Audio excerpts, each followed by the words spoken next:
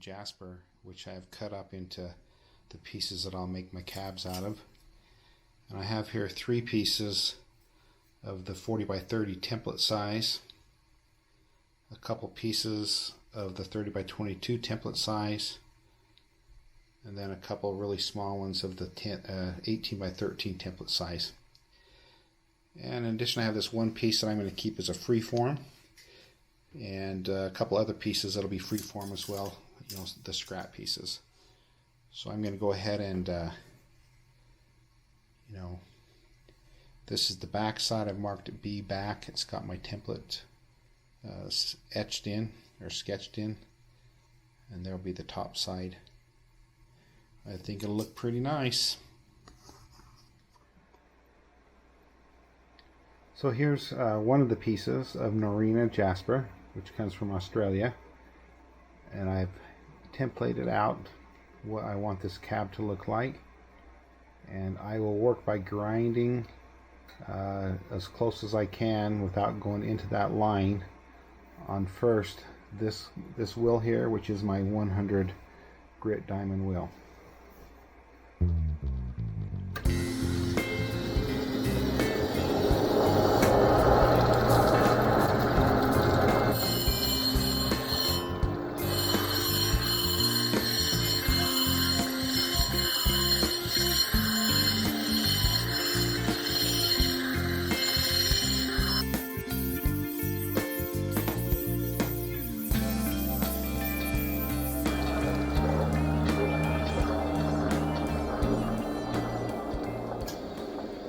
So here you can see on the rough grit, I have ground pretty close to the line but not right against it. You can see it actually chips the edges there, and so I want to do that final work on my 200 grit diamond wheel. Chips also, this is the top part here, so I don't, it doesn't matter to me if this chips so much, but we don't want chips on this bottom piece. I'm also cutting it at an angle, so it's fatter here at the bottom and less so here at the top. So I spent some time roughing out the shape of the cab, and I've gone really close to my mark. I roughed it out first on the 100, then I went to the 200. I've maintained this angle, and I'll just do a check on my template here. And because of the angle, you can see this stone actually goes inside the template, but it doesn't go all the way through because of the bevel. So at this point, what I'm going to do is actually I'm going to go to my next grit and do some final, well, not final, but some further adjustment to get that just to fit just right.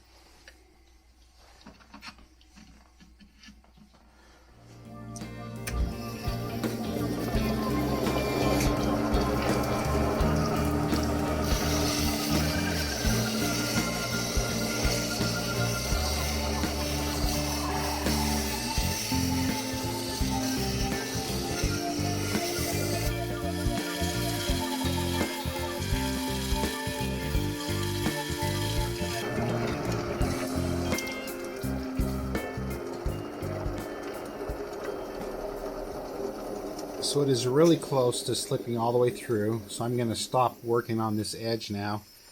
But because you can see there's a little bit of chipping and that's a really sharp edge, I will just knock that off now.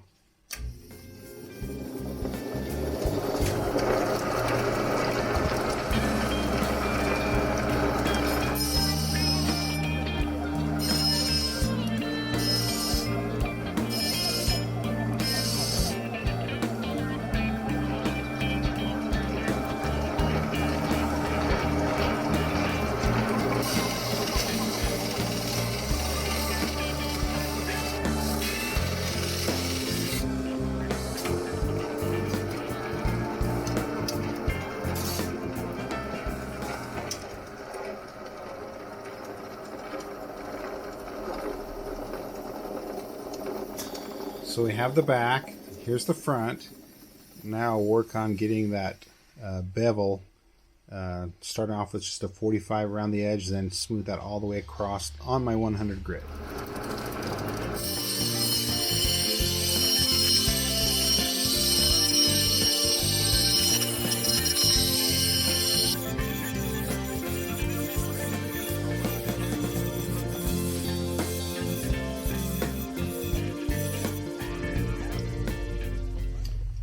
So you can see here now that I've made that bevel, that first cut, and I've left, you know, where I want my girdle to be. Now I'll work on getting those edges curved over.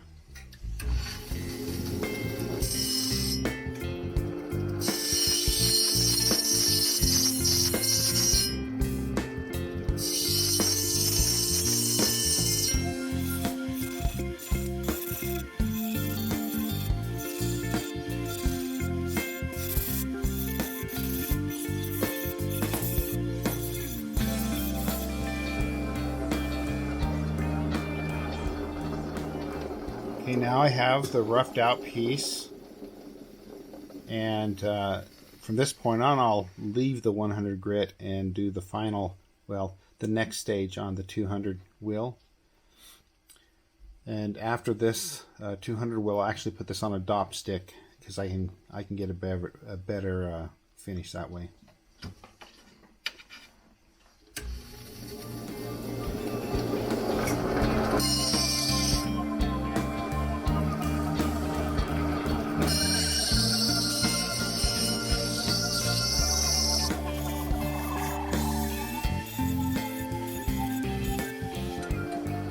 Alright, time to put this on a dop stick.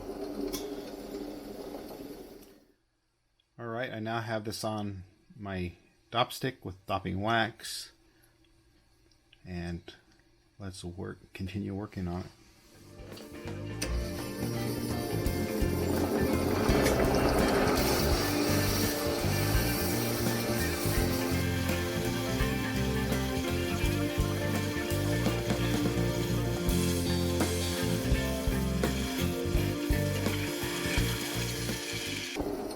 So I used my buffing wheel to dry this off, but that way I can see where the scratches are from the previous wheel.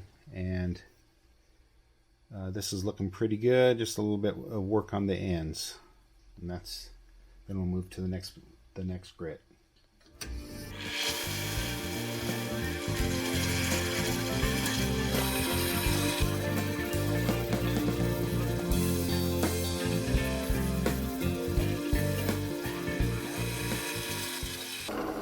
You can see with the next grit, it's even a little bit more polished.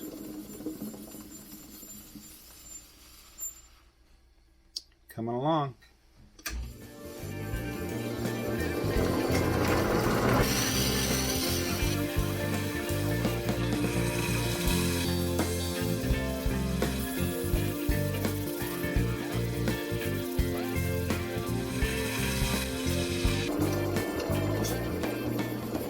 So the next grit, which I think we're on 1200 or something, is even shinier, but I'm seeing some little faceting on these edges, and I'm going to have to go back to the 200 wheel, flexible wheel, and work those out.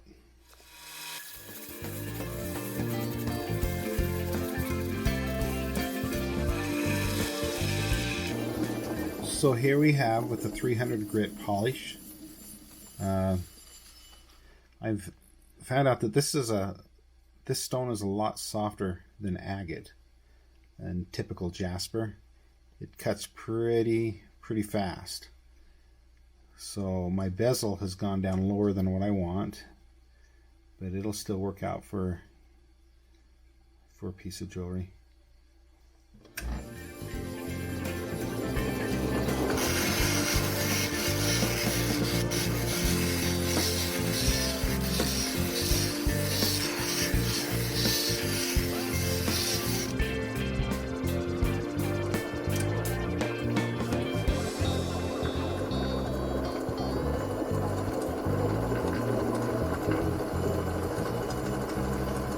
Using aluminum oxide as my polishing compound on a leather buffing wheel.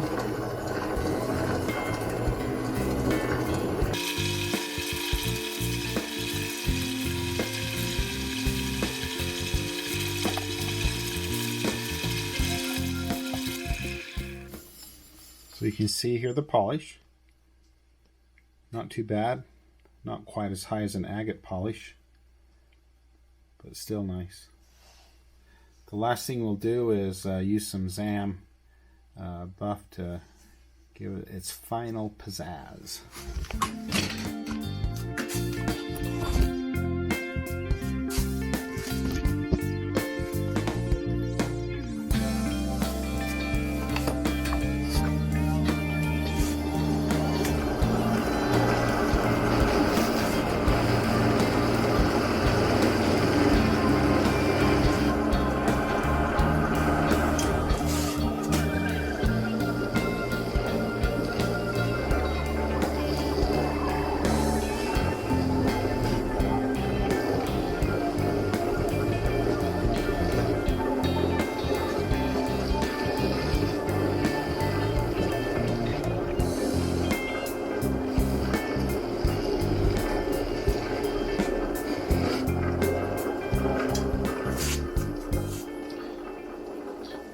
Boy, that really did the trick. Look at that.